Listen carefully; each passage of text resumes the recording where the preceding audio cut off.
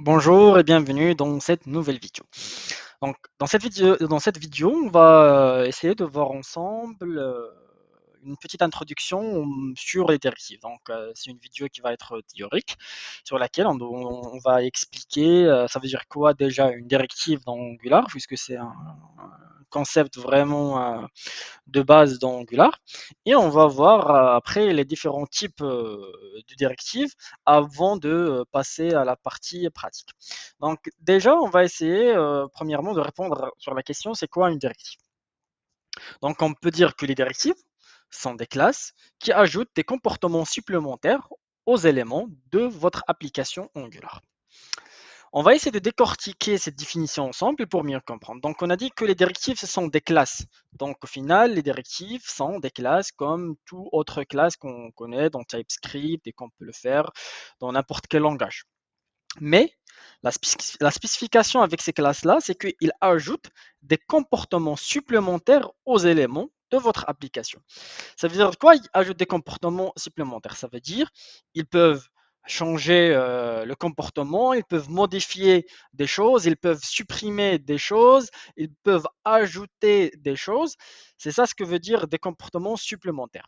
Et quand on parle sur les directives, la plupart du temps, on l'utilise pour les éléments du HTML. Ça veut dire on manipule le DOM, notre DOM, voilà, notre HTML avec les directives.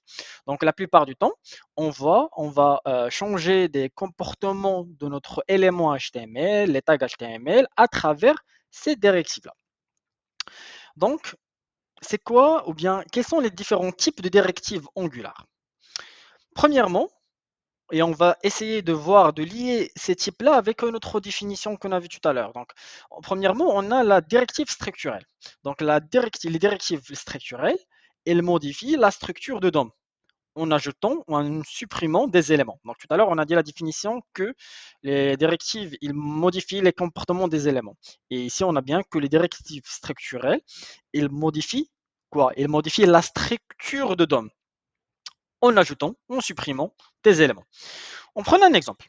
Ici, j'ai une balise HTML de div avec un texte affiché. Contenu affiché, c'est la condition. Qu'est-ce que je vais ajouter? Je vais utiliser une directive structurelle qui s'appelle le ngIf. Donc, son syntaxe est comme ça. Et ici, je mets une condition, une variable. Supposons que cette variable, il est vrai, par exemple, il retourne une condition qui retourne une valeur vraie, une valeur correcte, ça veut dire true. Donc, qu'est-ce qu'on va faire? C'est que cette directive, elle va afficher notre balise HTML, elle va afficher notre tag, elle va afficher notre div. Donc, qu'est-ce qu'on a fait ici? On a changé la structure de notre DOM. Ça veut dire on a affiché, on a ajouté une balise. Mais si par exemple, je vais mettre une condition, par exemple une variable qui va me retourner une valeur false ou bien n'importe quelle condition, je ne sais pas, la taille du tableau plus grand, plus petit qu'un chiffre précis ou autre. Si par exemple la condition va me retourner une valeur false, ici je ne vais pas afficher mon div, je ne vais pas afficher mon élément HTML. Donc ici, j'affiche où j'affiche pas mon élément HTML dans le DOM, dans notre DOM HTML. Donc ici, je joue sur la structure de DOM. Donc, est-ce que le DOM qui va être généré, il va contenir ce élément ou bien il va pas le contenir. Donc ici, je joue sur la structure de DOM. Et c'est le même cas ici, par exemple, si j'utilise ngFor. De toute façon, on va voir pour chaque directive dans la pratique, on va voir un cas concret, un exemple. Mais c'est par exemple, pour vous donner une idée, ngFor, il me permet de faire des itérations. Donc, je peux par exemple mettre ici ngFor avec un nombre d'itérations, on va voir après du 4. Il va m'afficher 4 fois mon tag. Donc, mon élément. Donc, qu'est-ce que j'ai fait ici? C'est que j'ai changé toujours la structure. Ça veut dire j'ai changé 4 fois, j'ai changé notre DOM par l'ajout de 4 éléments. Donc, c'est tout ce qu'on peut dire sur les directives structurelles, c'est toutes les classes, parce que directive c'est une classe, qui permet de modifier la structure, donc ajouter, supprimer des éléments dans notre DOM. Voilà, dans la structure de notre DOM. On va passer pour un autre type de directive qui s'appelle le directive attributes, les directives d'attributs. peut dire qu'il modifie l'apparence ou le comportement d'un élément DOM. Exemple des directives, le ng model, ng class et le ng style. Tout à l'heure, il modifie la structure. Maintenant, on voit qu'il modifie l'apparence. Pour mieux comprendre, on va prendre l'exemple qui est devant nous. Donc ici, j'ai le tag, div, avec le ng class. Donc ici, j'ai classe 1, numéro 1, et avec une condition, une classe 2, et avec une deuxième condition. Qu'est-ce qu'il va faire classe 2, ng class? Donc il va voir, est-ce que la première condition, elle est vraie? Donc si la première condition, elle est vraie, elle va prendre, il va appliquer la première classe CSS qu'on va lui donner. Ces classes 1 et ces classes 2, ce sont des classes CSS. Et il va checker aussi pour la condition 2, s'il est vrai, il va appliquer aussi la classe 2.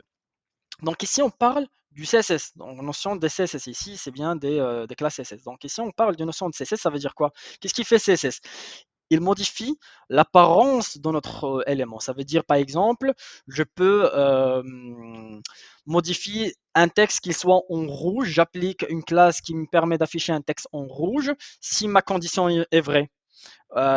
J'applique par exemple une ligne dans un tableau qui soit en jaune si ma condition est vraie. Donc ici, je joue sur l'apparent, comme on peut dire en anglais, le behavior de l'élément et pas la structure. Donc, entre parenthèses, c'est l'esthétique de l'élément. Voilà, c'est comment il s'affiche, sa taille en majuscule, minuscule, euh,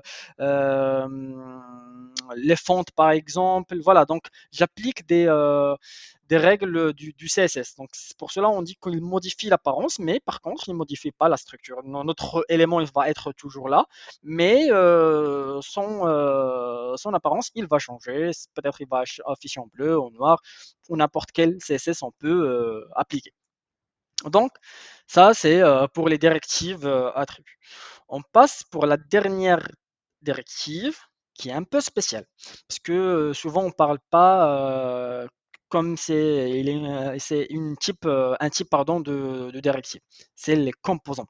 Donc, on va voir dans les prochaines vidéos, ça veut dire quoi un composant Angular? Parce que c'est un élément du base du Angular. Un composant, c'est juste une encapsulation qu'on peut dire d'une interface graphique avec une logique, un HTML et un CSS qu'on peut l'afficher dans Angular. Mais il est aussi une directive. Pourquoi une directive? Bon, techniquement, il est une directive. Déjà parce que en Angular, le framework Angular, quand il a instancié un composant, il hérite de la classe de directive. C'est pour cela qu'on dit qu'il est techniquement une directive. La deuxième des choses, c'est que si on réfléchit un peu, on peut dire qu'un composant, puisque c'est un bloc d'interface graphique, on peut il peut modifier notre structure de DOM. Ça veut dire soit on affiche un composant, soit on l'affiche pas, soit lui-même il peut changer la structure à travers lui-même. En fait, il applique des ngIf ou des ngFor, donc soit il va afficher ou masquer des éléments, soit même le composant va aussi utiliser des directives attributs, donc il va modifier l'apparence des éléments dans notre DOM, ou bien lui-même, on peut l'afficher, ou bien on peut l'ajouter dans notre DOM. Ça veut dire qu'on ajoute un composant, on ajoute ce composant à DOM aussi. Donc, le fait de l'ajouter aussi, c'est un travail de directive. Donc, pour cela, on peut raisonner comme quoi un composant, c'est au final, c'est une directive. Mais je vous confirme que techniquement, une classe component a tous les méthodes et les attributs qu'une classe directive a, parce qu'il y a une question d'héritage entre les deux classes. Donc, j'espère que j'étais un peu clair sur ce sujet directif. C'est un peu de la théorie et on va essayer dans les prochaines vidéos de voir ensemble la concrétisation de chaque élément à travers un exemple. Donc, merci, à la prochaine.